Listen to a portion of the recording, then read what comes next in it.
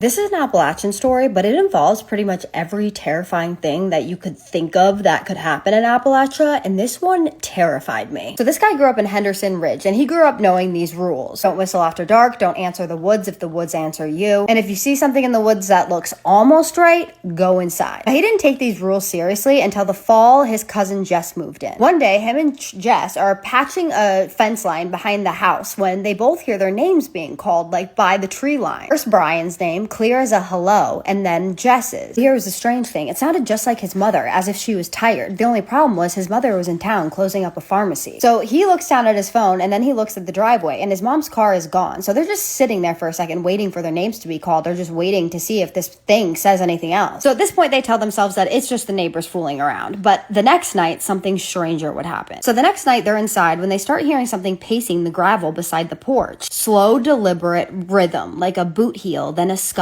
then a quiet. Scary thing is his dog wasn't barking. He went and hid underneath a chair, and he was shaking so bad that his heels started to click. Brian decides that he's going to open the door because this dude is brave. So he walks over to the door and he opens it, but all he can see is fog. A week later, his cousin begs him to ride into town for a late shift. He says yes, and they take what's called the Ridge Road. No shoulder, tight turns, and deer everywhere. Just past this old sawmill, his headlights catch this shape standing in the ditch. Then the figure starts rising up onto the asphalt, and he said that this thing looked like a deer if somebody were to describe a deer who had never seen a deer before, if that makes sense. The legs were too long and they were bending the wrong way, and its head was cocked to the side. It just made him incredibly uncomfortable. It stared straight through the glass right at him, the way that a person does, and he swears this thing did not blink. Jess just whispers to him, "Don't say anything." Brian just eases around it, and then he looks in the rearview mirror, and this thing is taking 3 steps towards him, then another, then it just drops out of the light as if the road had swallowed it. He said for the rest of the ride they were so freaked out they didn't even talk to each other until they got to Main Street. So after midnight he drives home, and he drives down the same road, and his radio starts to fizz out, and it fizzes out normally where it does when he passes this rock cut. Right as the static rose, his mom's voice rose over it. She sounded calm and ordinary, and she said,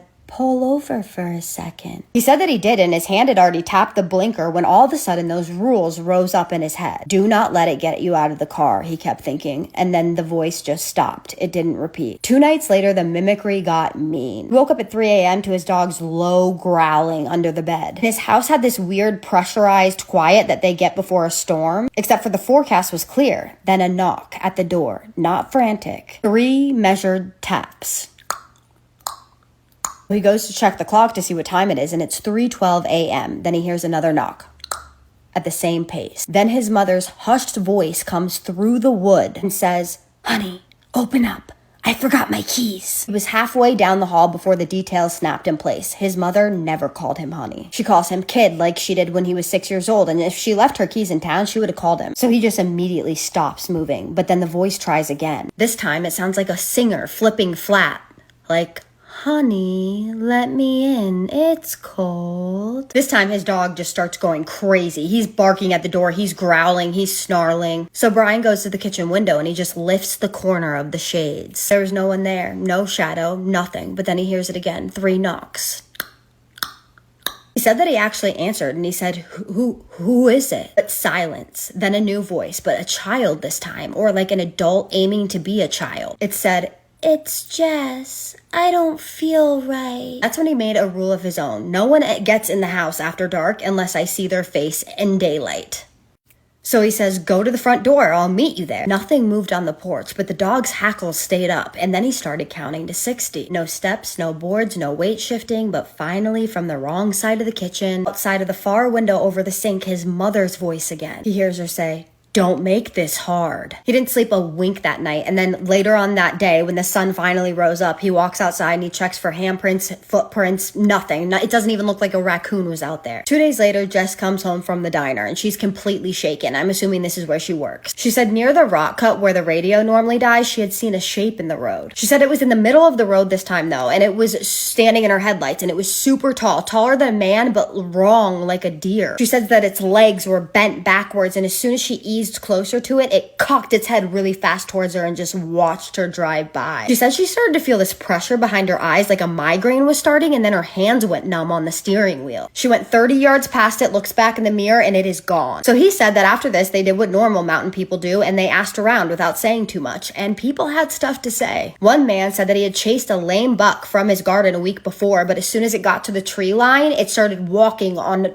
2 legs. Another woman heard her husband calling from her back steps while he was 2 counties away hauling cattle. And this is the creepiest one. A little boy from his church said that he heard his grandmother singing outside of a trailer. Only problem, his grandmother had passed away a week before. The next night around 2:40 p.m., the wind kind of kicked up a lot. It wasn't storming, but it was very windy, and his lamp outside went out. It went black. He was on the couch with his dog under his knees and in his lap, when suddenly he heard footsteps coming up on the gravel. First heavy, then light, almost if they were testing the weight like a human. Then it stopped 6 inches from the back door, and he said that he literally stopped breathing. The knob turned a fraction and then stopped against the lock deadbolt. He said a full minute passes, and then the steps went down again. First slow, then quicker, then like a scuff, like something pawed the gravel and then sprinted away on 4 legs. He said the next day when it turned daylight, he went outside to check to see if there was any tracks anywhere. And again, there were no tracks. One thing that there was, though, it was a scratch on his deadbolt. A thin crescent of metal shaved from the faceplate, like a thumbnail had pressed and dragged down. He said after all of this happened that his cousin moved away. He kept the porch lights on all the time. He lived a little differently. He says if you ask him if he believes in SWs, he'll tell you that he respects the people that those stories belong to and the land they come from. He doesn't use the word where it doesn't belong. He said maybe it was a mimic, maybe it was a haint, maybe it was a not deer. He said what he does know is it was mimicking the voices of the people he loved. He said whatever name you choose, remember the rules. Don't answer a voice where it shouldn't be. Don't let anything talk you out of your car on a lonely road. And if it looks almost right, go inside, lock the door, and wait for daylight. So what did you guys think about that story? That story is so creepy. First of all, what is it called when you see like people with their legs backwards? The fact that this deer's legs was bent backwards really freaked me out. Like that is scary. I don't know what that is. The mimicking, it sounds like a mimic, but then like I don't know. I really don't know. I don't know how to answer any of these questions. This was so much. Has anyone ever had this much happen to them? Like if you live in the Appalachian Mountains and you've had this much happen to you, please email me because I would love to hear your story because this is wild. I actually got this story off of R, put 2 and 2 together, starts with an R. But I thought it was super interesting and he swears this story is true. But I'm running out of time, so drop any thoughts, opinions, or anything else you can think of in the comments of what it may be, etc. But as always, please be respectful. And now on to my favorite part, which is the shout outs. ACC for random shit. I'm assuming that's account for random shit. That's so funny. Thank you so much for the comment that you left. You said that you love my stories and you watch them every day. I love that you watch them every day. Thank you so much for that type of support. It really means so much to me.